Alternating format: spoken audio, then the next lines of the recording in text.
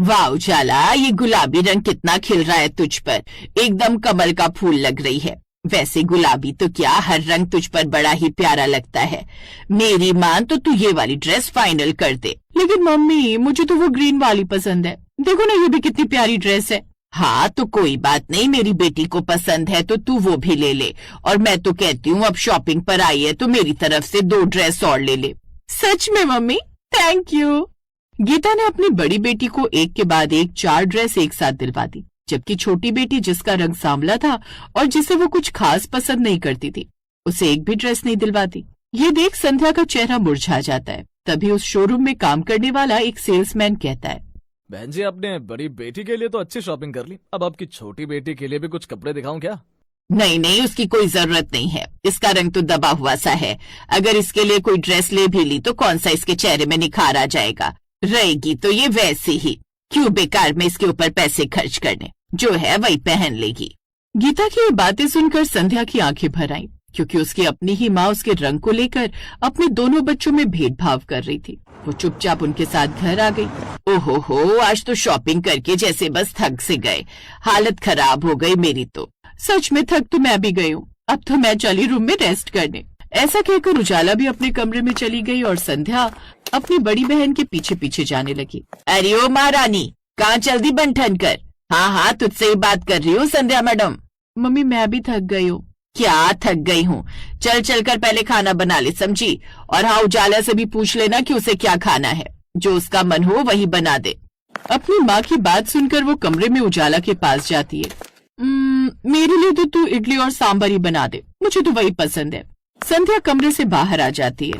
क्या हुआ, क्या कहा उसने? उन्हें इडली सांभर खाना है। हाँ तो बना दे। गोरी इडली खाकर ही तो मेरी बेटी इतनी गोरी हो गई है। और मेरे लिए तो तू भिंडी की सब्जी बना दे। ठीक है मम्मी। संध्या चुपचाप किचन में चली जाती है। मम्मी को उजाला की कितनी चिंता रहती है। उसके ओढ़ने पहनने से लेकर उसके कपड़ों तक हर चीज का कितना ध्यान रखती है। उसकी पसंद का लगभग हर रोज ही बन जाता है, लेकिन मेरी पसंद का तो कभी हफ्ते में भी कुछ नहीं बनता। ऐसा सोचकर संध्या काम पर लग जाती है। संध्या के पिता जो एक प्राइवेट कंपनी में नौकरी करता था, उस रोज बाहर जोरों की बारिश हो रही थी, जिस कारण वो देर शाम घर लौटे। गीता और उजाला तो खाना खाकर सो जाते हैं, लेकिन संध्या तब तक खाना नहीं खाती थी जब तक उसके पापा घर नहीं आ जाते। क्या हुआ पापा जी, आज आने में बड़ी देर लगा दी? हाँ बेटी, रास्ते में जाम की वजह से इतना ट्रैफिक था कि लेट हो गया। गीता और उजाला कहाँ है? वो आज शॉपिंग पर गए थे ना, इसलिए वो काफी थक गई थी तो सो गई। ओह अच्छा अच्छा, और तुझे तो नींद आएगी नहीं जब तक तू मुझे अपने हाथों से खाना नहीं परोस देती, मेरी प्यारी बच्ची। अच्छा ये बता, तूने अपने लिए क्या लिया आज? वो मैं। संध्या की नजरें झुक गई और उसकी आंखें भर आई। समझ गया, मतलब गीता ने फिर उजाला के लिए कपड़े लिए और तुझे कुछ नहीं दिलवाया होगा। ये गीता में भी न जाने कब अकल आएगी। आप माँ को कुछ मत कहिए पापा, वो ठीक ही तो कहती हैं। भला मेरा ही रंग सांवला है तो मुझ पर क्या ही कपड़ा खिलेगा, और क्यों बेकार ही पैसे वेस्ट करने। अरे ये तुझे किसने कहा कि तू सांवली है और तू सुंदर नहीं है? मेरी बच्ची, तू तो हीरा है, हीरा। अपने बाप की नजर से देख। वो अलग बात है कि एक हीरे की परख हर जौहरी को नहीं होती। तेरा मन कितना खूबसूरत है और तुझ में जो गुण है वो सब बस मुझे ही पता है। तू फिक्र मत कर, कल तेरे पिता तेरे लिए आते आते एक बढ़िया सा सूट लाएंगे। चल अब आंसू पहुंच और चल अब चलकर खाना खा लेते हैं, या आंसुओं से ही पेट भरेगी। हाँ ये बात सुनकर अब वो मुस्कुरा देती है। ऐसे ही कुछ दिन बीत जाते हैं। गीता हमेशा संध्या से ही घर के काम करवाती और बड़ी बेटी उजाला से कोई काम नहीं लेती। ये बात मदन भी अच्छे से जानता था, लेकिन वो जानता था कि संध्या जितने साफ दिल की है, एक दिन उसे उसका फल जरूर मिलेगा। संध्या बचपन से पढ़ाई में बहुत अच्छी थी। उसे स्कूल से कई सारे प्राइज भी मिले थे। पहले तो उसकी सांवली सूरत का मोहल्ले वाले भी मजाक उड़ाते थे, लेकिन संध्या उन सब की बातें दिल पर नहीं लेती थी और अपनी पढ़ाई पर ही ध्यान देती थी। फिर ऐसे ही समय बीता और अब वो 22-23 साल की हो गई। एक दिन, पापा मैं आगे पढ़ना चाहती हूँ और IAS की तैयारी करना चाहती हूँ। ये तो बहुत अच्छी बात है बिटिया। लेकिन पापा वो। क्या हुआ संध्या, खुलकर बोल मेरी बच्ची। पापा IAS की कोचिंग के लिए मुझे 1 लाख रुपए की जरूरत है। क्या 1 लाख? तू तो जानती है बेटी, मैं प्राइवेट नौकरी करने वाला और मेरे पास इतने पैसे नहीं है कि मैं तुझे इतनी महंगी कोचिंग दिलवा पाऊं। बिल्कुल ठीक कह रहे हो जी। और इसका क्या, कल को मुंह उठाकर कह देगी मुझे हेलीकॉप्टर दिलवाओ तो हेलीकॉप्टर थोड़ी न दिलवा देंगे। इसका तो बस काम है बोलना। और वैसे भी इसकी ना तो कोई खास पर्सनैलिटी है और ना ही शक्ल। कल को इतने पैसे भी खर्च करो और इसकी शक्ल देखकर इसे कोई रखे ही ना तो मैं तो कहती हूँ जी आप अपनी उजाला को आईएएस की कोचिंग करवा दीजिए। कम से कम सुंदर है, क्या पता ऐसी सिलेक्शन हो जाए उसका। और अगर वो आईएएस बन गई तो फिर देखिए क्या बड़े बड़े घराने का लड़का ढूंढ कर लाऊंगी उसके लिए, सब देखते रह जाएंगे।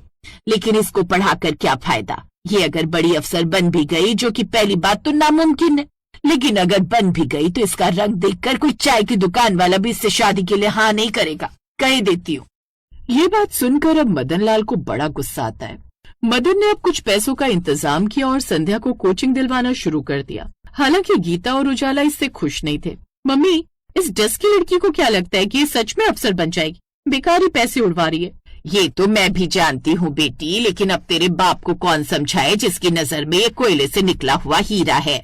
संध्या उनकी बातें सुनकर भी इग्नोर कर देती है और घर के काम निपटा कर पढ़ने बैठ जाती है।